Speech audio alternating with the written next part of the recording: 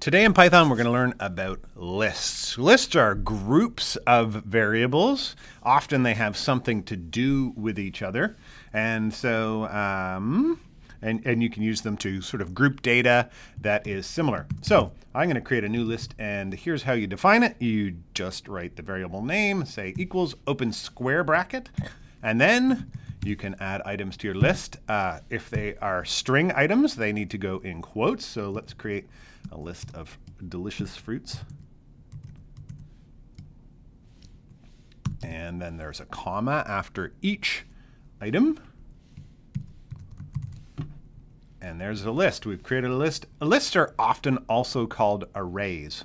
We can print out an entire list with the print command the same way we could print out a string. So let's go ahead and push run, and you can see it prints it out the same way that it is organized up here. So similarly to checking the length of strings, you can check the length of a list, but instead of counting every single character in the list, it will tell you the number of items in that list. So this list up here has a length of 3, meaning it has 3 items in it. We can also check what type the mylist variable is, and it'll return that it is, should use the type command, the type function rather, and it will tell me what type it is. So you can see it's a list object. That's what class list means. So, all right. So that is how you define a list. Now, this is a list of strings. I can create a list of numbers or integers or floating points or whatever I want. And it's done similarly, but we don't have to use the quotes. So there we go. We've got a list of numbers. And similarly, we can print out that list. See, there it is, printed out. Similarly, we can also check the length of that list. And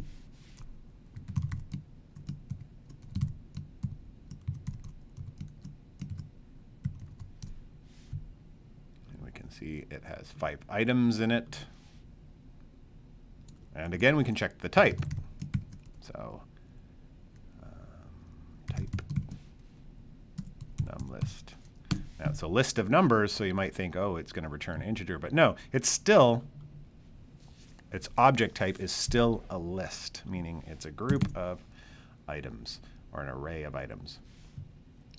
OK, let's talk a little bit about list indexing.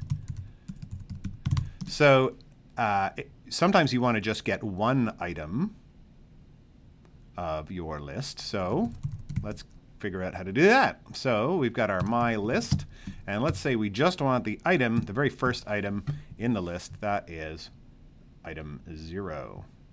So we know apple is the first item, so you can see it's there, it's returning that. Maybe we want only, or we don't want to return just the second item in the list. And again, because indexing starts at 0, the second item is at position 1. There we go, banana. So that's how you get the list to return a single item. Now there's something also called negative indexing. Sometimes you want to get items from the other end of the list. And the way you do that is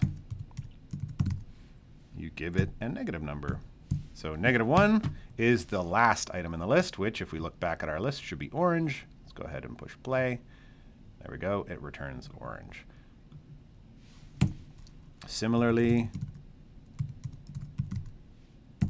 -2 is going to give us the second counting backwards, which is going to be banana. There we go. Banana.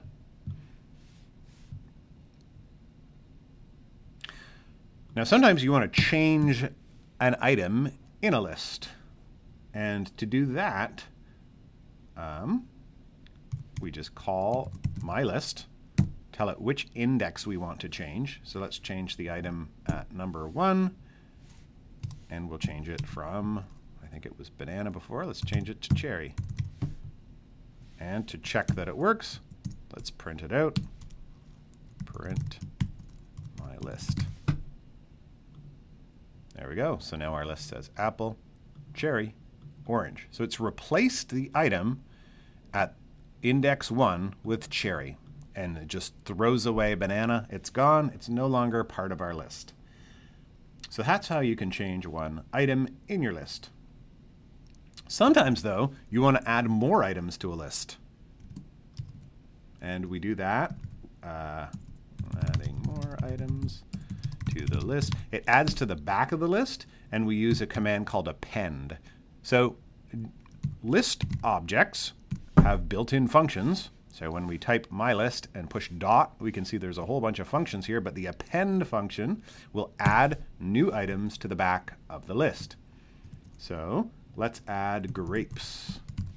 Oops, grapes to my list, and then let's go ahead and print it out. See the change. Push play. There we go. We've got apple, cherry, orange, grapes. Sometimes you want to insert an item into a list, but not at the end of the list. Sometimes you want to put it somewhere in the middle. So you can insert items into a list at a given index. And to do that, you use the insert command. So mylist.insert. The way this command works, it takes two arguments. The first is the index you want to insert at, and then whatever item you want to insert. Let's go ahead and print that out. See what it looks like now. So now we've got apple, watermelon, cherry, orange, grapes.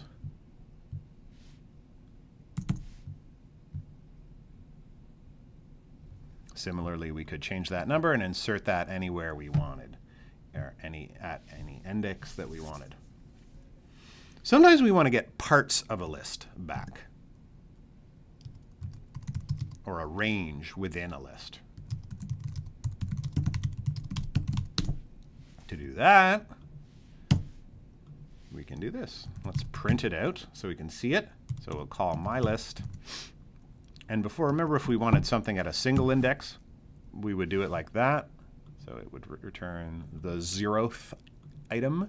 If we want a range, we just say from 1 to, so get the item starting at index 0 and ending before index 1 is the way to read that. So it returns the same thing, but as a sublist. You'll notice when I do it this way, it returns the string apple, but when we request it this way, so we're saying return a list, a sublist, starting at index 0 and stopping my list before index 1. That's the literal way to read this, and then you'll see it looks a little different. It returns it as a list of 1 items. So if we want the first, let's say the second item as a sublist, we say my list, open square bracket, starting at index 1 and stopping before index 2. Again, it's going to return 1 item list. It's returning this second item, which is watermelon. So more frequently, instead of getting a list of 1 item, you want maybe a couple. So if we print out my list, 1 starting at index 1 and stopping before index 3. So here's 0, 1, 2, 3. So it will return starting at index 1 and stopping before index 3. It will return this list here. Let's test it, make sure it works. That's exactly what it did. I recommend that you play around with this, as it's not super intuitive. To me anyway, maybe you're smarter than me. Many are, but for me it wasn't super intuitive, and so I had to play around to really understand what it's doing. So here we're starting at index 2 and stopping before index 4. So it should return cherry and orange. Let's run it and see. Cherry and orange. It worked. Okay. Let's create a couple more lists. Let's make a list of house pets. And let's say, so lists start with a square bracket when we define them. And let's go dog, cat, fish. Those are some common house pets. Let's create another list of farm animals. We'll make that horse and cow and chicken. Those are some common farm animals, some common house pets. So we've created 2 lists. Let's print them both out so we can see them. Print house pets and print farm animals. And let's check them out down here in the console. There they are. Dog, cat, fish. There's our house pets. Horse, cow, chicken. There are our farm animals. So what are we going to do with these? Well, let's look at how we can add lists together. So, adding lists together. Just like adding 2 strings together, you can add, or adding 2 numbers together. Let's create a list here called animal list. And we can say animal list. So, animal list, I should spell it right. Animal list equals house pets plus farm animals. Let's print that out. Animal list. Go ahead and push play. Here we go. We've got our first list there. Dog, cat, fish. Horse, cow, chicken is our second list. And our third list, animal list, is those 2 lists together. Dog, cat, fish, horse, cow, chicken. So there's our animal list. Now there's another way we can add lists together. So let's create another animal. Let's call it animal list 2. And in the animal list 2, we're going to add a bear. Let's print that out. Animal list 2. When I push play, we can see animal list 2. Oop, that's not a list. I created a string variable. Pardon me. My mistake. So we need the square brackets to tell it we're making an array or a list. Let's push play. There we go. So we've got a list. The only item in our list is bear. So sometimes we have an existing list and we want to add to it. So the way to do that is like this. Animal list 2. Remember, all lists have different functions, and we want to extend that list. So we're going to extend it, and what are we going to add to it? Let's add house pets. Let's print that out so we can see what it looks like. Starts with bear, cat, dog, fish, and again, we can keep adding to this list. Let's add our farm animals to it now, and now we'll print it out again. And see? Bear, cat, dog, fish, horse, cow, chicken. There we go. Animal list 2. Lots of animals. So that's how you can add 2 lists together or extend an existing list. Sometimes you want to remove an item from a list.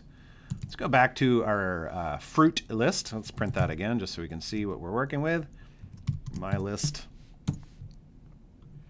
There we go. We've got apple, watermelon, cherry, orange, grapes. So we can remove an item from a list. Remove, oops. And to do that, we call mylist.remove, and we can specify the item from the list that we want to remove. So we know apple is an item in the list. So let's remove that item. And again, print my list so we can see the results. When we run it, instead of apple, watermelon, cherry, orange, grapes, we have watermelon, cherry, orange, grapes. So it searches the list, finds the one that matches, and removes that item. Sometimes, though, you want to remove something not by specifying what its value is, but instead at a certain index in the list. So remember, right now we've got 4 items in this list indexed at 0, 1, 2, and 3. So let's say we want to remove one of the items at a certain index. Let's remove this item here, cherry. So that's at index 1. To do that, there's a command called pop. So I'm just going to say remove item at index using pop. So the pop function works like this. You specify an index. And then we print out the list to see the results. Oops. Here we go. So we had watermelon, cherry, orange, grapes. Our command said pop the item at 1, which was cherry, and now we have watermelon, orange, grapes. Sometimes when you pop an item from a list, you want to store it. And so you can do it like this.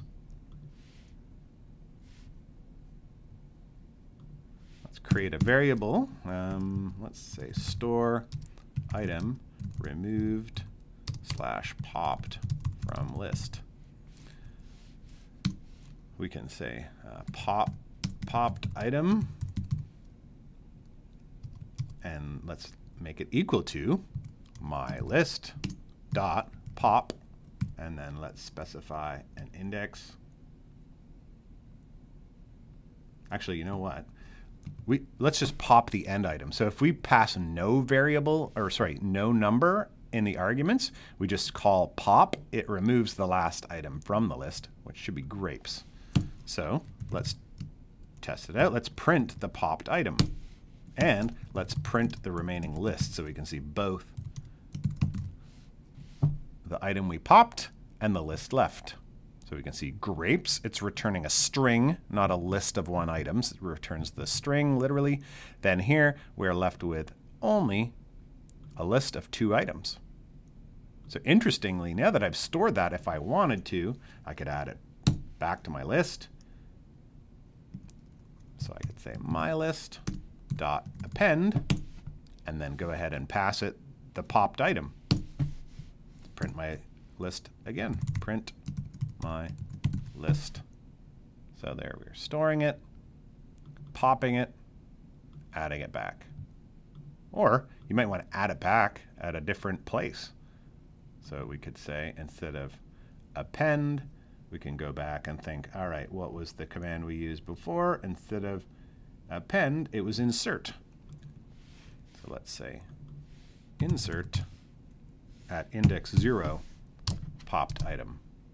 Now when we push play, we can see we add grapes to the front of our list. Sometimes you pop items out of a list and change their order.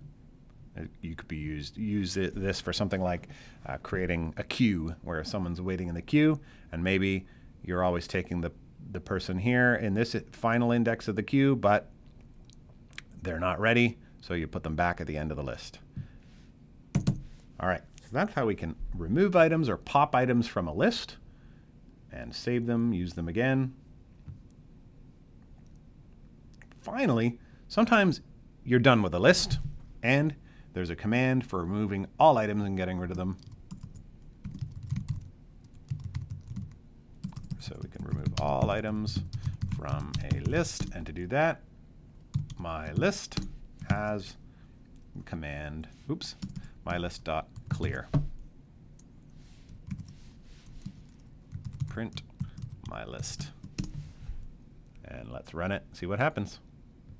And you can see it prints out an empty list with no items. So sometimes you go ahead, you manipulate the data, do things with the items in the list that you need, and when you're done, you can clear it out and get ready to reuse that list variable for something else. So that's the gist of lists in a nutshell. What I'd recommend you do now is have a look at some of the lists you've created here, and go ahead and just figure out what are some of the things that you can do. What are some of the other built-in functions that lists can do Go ahead and experiment with them by typing the name of a list, pushing the dot button, and having a look to see what other things you can do. We've looked at append, pop, insert, extend, remove, clear, but there's a whole bunch of other things you could do as well. See what else you can do with some of those built-in list functions. Experiment and have fun.